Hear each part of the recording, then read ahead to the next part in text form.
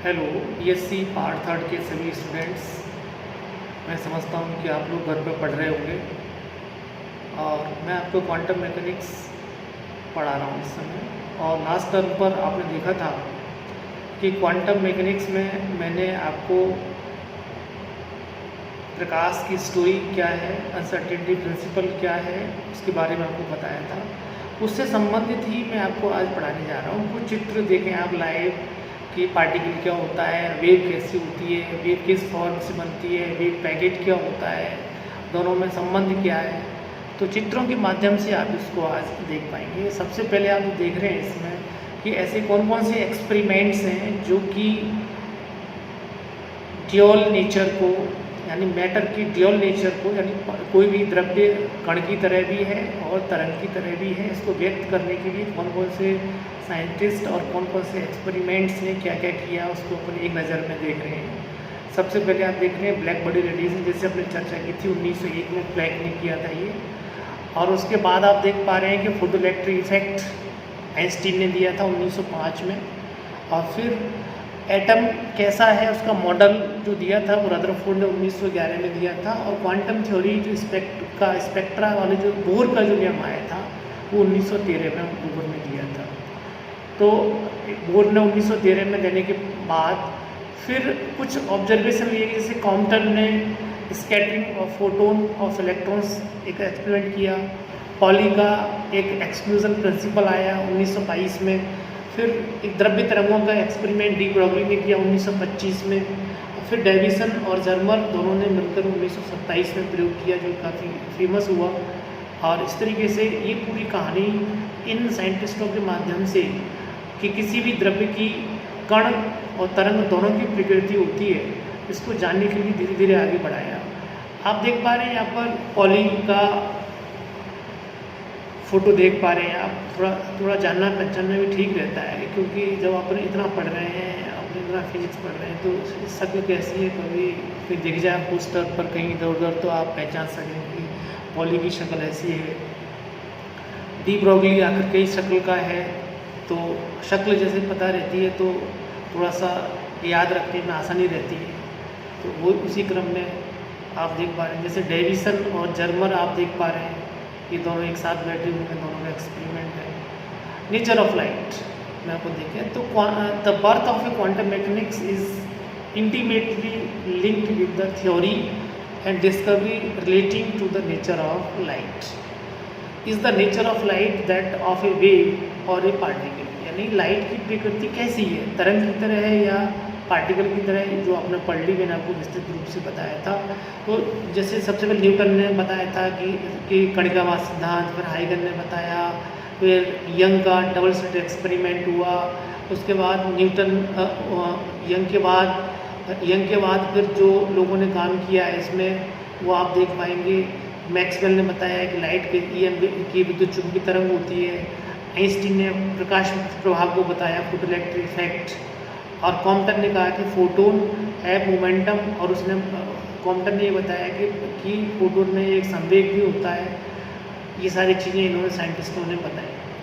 अब what about matter, द्रव्य क्या है, इसको जानने के लिए अपन ये देख रहे हैं कि पार्टिकल की तरह भी है ये और वेव की तरह भी है, ये चीज़ अपन ने जानी। अब अपन देख रहे हैं एक्चुअली कि ये सब चीज़ें हैं क्या। अब जैसे कि डी ब्रोगली ने बताया है कि पार्टिकल की ड्यूअल नेचर होती है, द्रव्य की द्वैत प्रकृति होती है। अगर P कण का संवेग है और उसके साथ में एक मैटर द्रव्य तरंग है कोई भी, और जिसकी लैम्डा का मान क्या होगा, h/p, लैम्डा बराबर h/p। अब दोनों के बीच में जो संबंध है वो क्या होता है, जैसे रेडिएशन के लिए, विकिरणों के लिए E बराबर h होता है, ऊर्जा का सूत्र सभी लोग जानते हैं। और किसी भी द्रव्य के लिए सूत्र क्या हो गया, अब लैम्डा बराबर h/p। और यानी दूसरा, पहला वाला जैसे तरंग के लिए है और दूसरा वाला किसके लिए हो गया, कण से संबंधित हो गया। h क्या है, प्लैंक कांस्टेंट, बहुत छोटा होता है, अब 10⁻34 में होता है, जैसे कि आपको पता है। और ये बहुत छोटा होता है, और ये सारी चीज़ें तभी वैलिड होती हैं जब आप माइक्रोस्कोपिक जगत की बात करते हैं। अब पार्टिकल क्या है, जैसे आप देख पा रहे हैं, सभी लोग आप जानते ही हैं पार्टिकल, जैसे ये चित्र आप देख पा रहे हैं, ये पार्टिकल है। पार्टिकल क्या होता है, लोकलाइज्ड होता है, यानी स्थानीकृत होता है, जिसकी स्थिति नियत होती है, जिसमें संवेग का मान नियत होता है और स्पेस में एक जगह स्थिर होता है, इस तरीके से। अब जो चीज़ जो देख पा रहे हैं आप, ये क्या है, वेव। वेव कैसी होती है, आप सभी लोग जानते हैं, जो वेव होती है, तो वेव इस प्रकार की होती है कि जिसमें तरंग की जैसी होती है और फैली हुई होती, स्प्रेड में होती है, स्पेस और टाइम दोनों में, टाइम के साथ भी इसका मान बदल रहा है और स्थिति के अनुसार ही बदल रहा है, ये तरंग कहलाती है, जैसे कि अपन जानते हैं सभी। अब ये है कि how do we associate a wave nature to a particle, यानी पार्टिकल के साथ में किसी भी तरंग को कैसे अपन संबंधित कर सकते हैं। तो उससे पहले अपन ये पढ़ें, जैसे वेव पैकेट क्या है, इसको भी ज़रा जान लें, ये भी काम आता है क्वांटम मैकेनिक्स में। वेव पैकेट जो आप देख पा रहे हैं यहाँ पर, वेव पैकेट एक ऐसा होता है कि इसका नाम वेव पैकेट ही बोलेंगे इसको, एनवलप की तरह होता है। ये आप देख रहे हैं बहुत सारी तरंगों का सुपर पोजिशन है, यानी बहुत सारी तरंगें जिनका आयाम, जिनकी आवृत्ति, जिनकी तरंगदैर्घ्य भिन्न भिन्न है, उन सबको जब अपन मिलाएंगे, सुपर इम्पोज करेंगे, अध्यारोपित करेंगे, तो बनने वाली जो तरंग होगी वही वेव पैकेट कहलाती है। जैसे बहुत सारे छोटे छोटे लेटर्स को अपन रखकर किसी बड़े लिफाफे में रखते हैं, बड़ा लिफाफे में सारे छोटे छोटे जो भी भावनाएं होती हैं, किसी कुछ बहुत सारे पत्र उसमें रखे हुए हैं, और उन सभी भावनाओं को लेकर एक बड़ा लिफाफा, एनवलप जिसको कहते हैं, वो लेके चलता है और वो सभी को एक साथ लेके चलता है और उनका सुपर इम्पोज होता है वो बड़ा लिफाफा। ऐसे ही आप देख पा रहे हैं, ये वेव पैकेट कहलाता है, जिसको अपन और डिटेल में समझने वाली बात है ये। अब अपन ये देख पा रहे हैं कि सुपरपोजिशन ऑफ वेव्स क्या होती है। जैसे कि आप देख पा रहे हैं यहाँ पर कि इसमें 3 प्रकार की तरंगें दिख रही हैं। आप ग्रीन देखिए, आप ग्रीन तरंग है एक, ठीक, जिसका आयाम, ब्लू एक तरंग है, ब्लू का कम है थोड़ा सा एम्पलीट्यूड, और ग्रीन का थोड़ा सा एम्पलीट्यूड ज़्यादा है। जब दोनों को मिलाएंगे, आवृत्ति बराबर है दोनों की, आप देख रहे हो कि जहाँ भी कट कर रहे हैं आपस में एक साथ कट कर रहे हैं, और जब दोनों को मिलेंगी, दोनों को ऐड करेंगे, दोनों सुपर इम्पोज होंगी, क्योंकि समान कला में है ये, तो दोनों के आयाम क्या हो जाएंगे, जुड़ जाएंगे, और green wave plus blue wave बराबर क्या हो जाएगी, रेड वेव। ऐसे ही बहुत सारी तरंगें, अगर तरंगें इस प्रकार की हों, अगर ऐड करते हैं, जिनकी आकृतियाँ भी अलग अलग हों, आयाम एक जैसे हों, तो आप देख रहे हो कि किन्हीं बिंदुओं पर ये संकुचित हो जाती हैं, आयाम कम हो जाता है, किन्हीं बिंदुओं पर आयाम अधिकतम हो जाता है। और ये जो आप देख पा रहे हैं, ये वाली जो वेव है, ये जो, यानी इन दोनों वेवों की, ये जो दोनों जो तरंग हैं, इन दोनों तरंगों का परिणामी तरंग इस प्रकार ये बनती है, यानी ये वेव पैकेट की तरह है। आगे बढ़े तो ये अपन ये देख पा रहे हैं कि जो वेव पैकेट होता है, ये कई तरंगों का एडिशन होता है, ये लिखा हुआ है ऊपर। तो ये एक वेव पैकेट है। If A several waves of different, यानी जिसकी लैम्डा का मान अलग अलग होता है, फेज का मान तरंगों का अलग अलग हो, उन सबको जोड़ देंगे तो आप एक परिणामी तरंग पाएंगे, और उसको अपन क्या बोलेंगे, लोकलाइज्ड वेव पैकेट कहलाएगा। अब ये वेव पैकेट जो होता है वो क्या होता है कि बहुत सारी तरंगों का ग्रुप होता है, और सभी तरंगों में जो व्यतिकरण होता है, व्यतिकरण के बाद जो तरंगें मिलती हैं और उनका एक ग्रुप होता है। जहाँ कण पाया जाता है, जहाँ कण स्थित होगा, उसके पास इसकी वैल्यू ज़्यादा होगी आयाम की, और कण से दूर इसका आयाम का मान क्या होता जाएगा, धीरे धीरे तेज़ी से कम होता जाएगा। और wave packet is a localised a good representation for a particle, यानी इस तरीके से अगर जहाँ पार्टिकल होगा वहाँ पर इस तरंग का आयाम, वेव पैकेट का आयाम ज़्यादा होगा, और जहाँ पर जितने दूर जाएंगे वहाँ पर कण के पाए जाने की संभावना कम होगी, इसलिए तरंग का आयाम बहुत शीघ्रता से क्या होता जाएगा, कम होता जाएगा। और ये आप जानते हैं कि अगर वेव पैकेट का स्प्रेड होता है, ठीक है, और तो उसकी जो लैम्डा है वो क्या होगी, h/p। अब इसको जानने के आगे बढ़ने के बाद अपनी देख रहे हैं कि वेव पैकेट में 2 प्रकार की वेग होंगी, एक तो फेज वेलोसिटी होगी, दूसरी ग्रुप वेलोसिटी होगी। फेज वेलोसिटी और ग्रुप वेलोसिटी में जो आप देख पा रहे हैं कि फेज वेलोसिटी क्या होती है कि समान फेज, यानी किसी भी तरंग के समान कला की बिंदु जिस वेग से गति करते हैं उसको क्या बोलते हैं? फेज वेलोसिटी आप देख पा रहे हैं। ग्रुप वेलोसिटी क्या होती है? Rate at which the envelope, पूरा का पूरा एनवलप जिस वेग से गति कर रहा है उसे क्या बोलते हैं? ग्रुप। ग्रुप किसका होगा? तरंगों की झुंड का होगा, यानी किसका होगा? पैकेट का होगा, वेव पैकेट का होगा।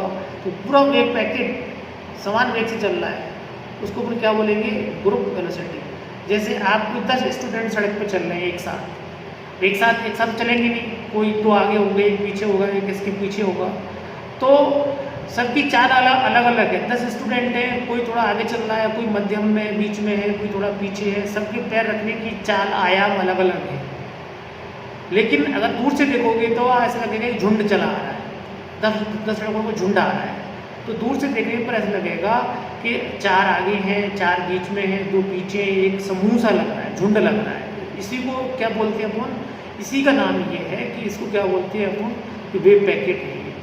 और दूर से देखने में ये लगेगा कि 10 अलग अलग वेग से नहीं दिखेंगे आपको, ऐसा लगेगा झुंड एक आ रहा है, समान वेग से चला आ रहा है। वही जो क्या होता है? ग्रुप वेलोसिटी होती है, जो आप देख पा रहे हैं। ग्रुप वेलोसिटी का जो चिन्ह है आप देख पाएंगे, इसको VG से लिखते हैं। ये देखें आप, मैं जो इसके जो कर्सर से देख पा रहे होंगे आप, ये VG बराबर क्या होता है? ये V के बराबर होता है। V क्या है? कण का वेग, यानी कण का वेग जिस वेग से चल रहा होता है, ग्रुप वेलोसिटी का मान भी कण के वेग के बराबर होता है। पहले ये माना गया था कि एक कण के साथ एक तरंग होती है, उसको जब आधार माना, एक तरंग को आधार मानेंगे तो यानी एक तरंग को आधार मानेंगे कि एक कण के साथ केवल एक ही तरंग है, तो एक तरंग होगी तो उसका जो वेग होगा वो समूह नहीं होगा, अकेली तरंग है तो उसका जो वेग होगा उसे क्या बोलते हैं? फेज वेलोसिटी, VP के नाम से भी जानते हैं उसको। और जब एक तरंग मान के गणना करते हैं तो उसका मान क्या आता है? c²/v आता है। c²/v आता है, यानी कण के वेग से भिन्न आ रहा है। तो अगर c इसमें जो आप देखेंगे, चूंकि c का मान बहुत ज़्यादा होता है v से, तो VP का मान ज़्यादा होगा, यानी कण पीछे रह जाएगा और तरंगें आगे निकल जाएंगी। एक तरंग मानेंगे तो ये सूत्र आ रहा है, जो गलत साबित होता है। फिर इसीलिए ग्रुप वेलोसिटी की कॉन्सेप्ट आया कि तरंगों के कण के साथ में एक तरंग नहीं है, तरंगों का झुंड होता है, समूह होता है, वेव पैकेट होता है, जिसका वेग क्या होता है? VG, जिसकी गणना की गई तो वेग किसके बराबर आया? और V के बराबर आया।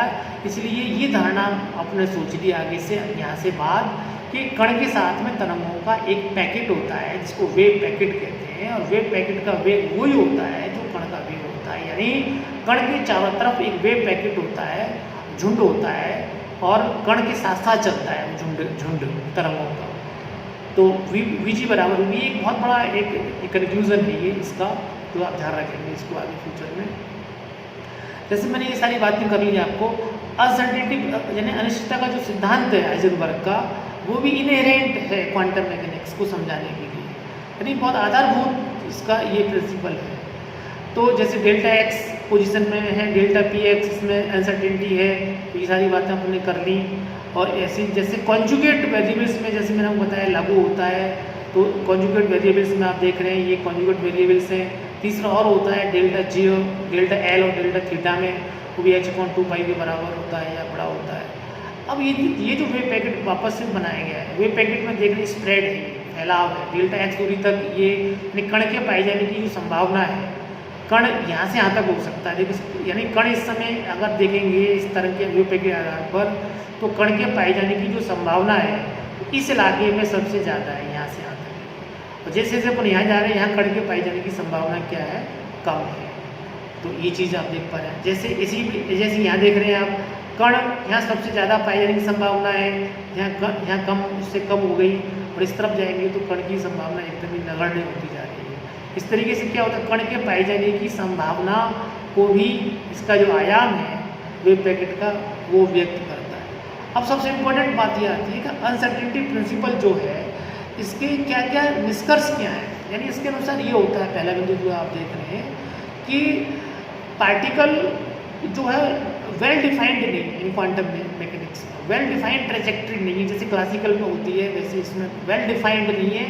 एक संभावना है कि यहाँ से यहाँ तक इस दिशा में ये गमन कर रहा है। तो ये एक इसका कॉन्सिक्वेंस है, ये एग्जैक्ट पोजिशन में बताकर संभावनात्मक रूप से व्यक्त करता है।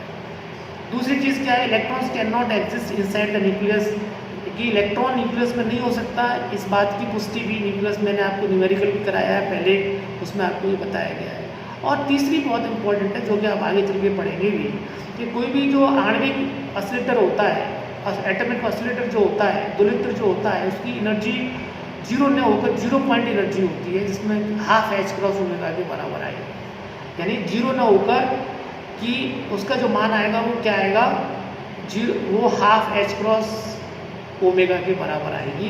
तो ये इसका बहुत बड़ा कॉन्सिक्वेंस, 3 इसके बहुत बड़े ये कॉन्सिक्वेंसेस कहलाते हैं।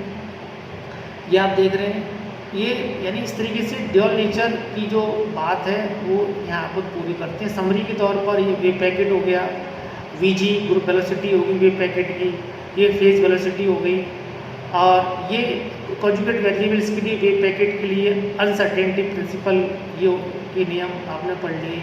लास्ट मैं ये बताना चाह रहा हूँ कि इलेक्ट्रॉन जो माइक्रोस्कोप से कुछ एक्सपेरिमेंटल जो स्टडी है डेनिस जर्मन ने जो 1927 में की थी, उसके अनुसार उसने ये देखा कि इलेक्ट्रॉन के साथ में जो तरंग होती है, जो कि आपने 12वीं क्लास में देखा होगा कि बोर ने जो बताया था कि इलेक्ट्रॉन नाभिक के चारों ओर चक्कर लगाते हैं, और उसके बाद एक चीज़ और आई थी, समरफील्ड ने बताई थी कि ये जो तरंगें होती हैं, ये तरंगों की अप्रगामी तरंगों की तरह होती हैं। द्रव्य यानी ये जो तरंगें जो आप देख रहे हैं, ये इस तरह की जो तरंगें ये इलेक्ट्रॉन के साथ में निहित है, इनको इलेक्ट्रॉन तरंगें कहते हैं। और जब आपने देखा होगा कि जब उसने जो सिद्ध किया है डी ब्रोगली के अनुसार कि NH/2π के बराबर होता है कोणीय संवेग, इसके आधार पर भी ड्यूअल नेचर के आधार पर भी इसको सिद्ध किया है। तो इस तरीके से ये एक चित्र के माध्यम से मैंने आपको थोड़ा सा समरी की कि वेव पैकेट क्या होता है। नेक्स्ट टर्न पर इसके आगे पढ़ेंगे अपन कि बोर्न का सिद्धांत क्या है और तरंग फलन क्या होते हैं, वेव पैकेट क्या होते हैं, और वेव पैकेट को किस तरीके से अपन व्याख्या करेंगे, और उसके बाद श्रोडिंगर समीकरण क्या है। ये सारी बातें अपन नेक्स्ट टर्न में पढ़ेंगे। और जब तक आप इसको ब्रीफली देखें, समझें।